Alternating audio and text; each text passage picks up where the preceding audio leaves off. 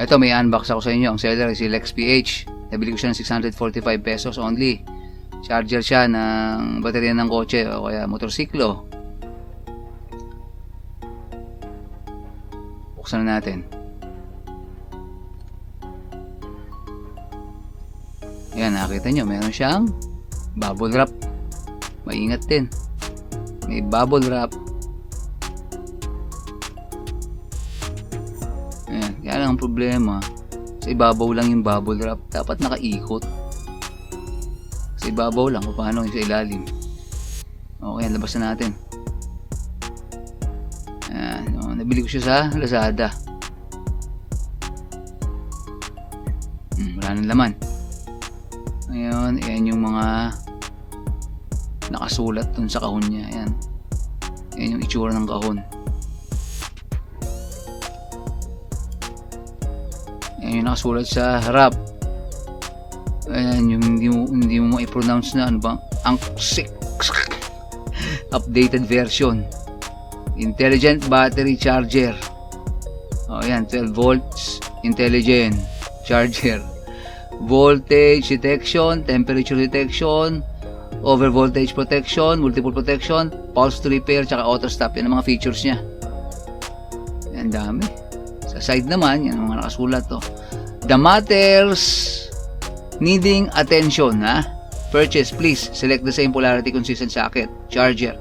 Please read the instructions carefully before using this product. Please, for indoor, beware of the rain. Do not be carried with the vehicle. Prevent shock. Ayan, ang linaw, ha? Malinaw. Okay, labas na natin yung laman ng kahon. O, yan, of course, syempre, kung battery charger siya, dapat meron siya mga clip para dun sa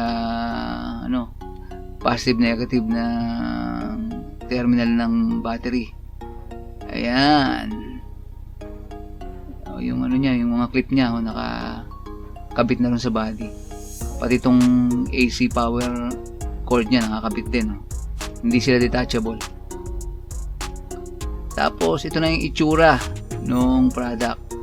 Ayan, charger, charge, repair, fault, 12 volts, 4 ampere hour, pulse repair, tsaka charger. Yan ang mga nakasulat. Pati yung brand na gulo. 4 ampere hour to 100 ampere hour pala. Ayan, nakasulat sa likod, baliktad din. Ayos talaga quality control nito mga to. Nakasulat. Bukod doon sa brand na magulo. Pulse repair battery charger, input 100 to 40 volts, 50-60 Hz, maximum 75 watts. Output 13.8 to 15.5 volts, maximum 6 amperes. Model ZYX J10, made in China. O yan, meron pang mga naka-etch sa likod na syempre baliktad dyan. Pero hindi na natin pakikialaman yan. Incheck ang nakasulat. Meron pa bang laman? Ayun, instructions manual. Ayan. So kayo na lang i-post nyo na lang to kung bumili kayo dati nito tapos nawala nyo yung manual. Ayan, pwede nyong gawing reference ng manual na to.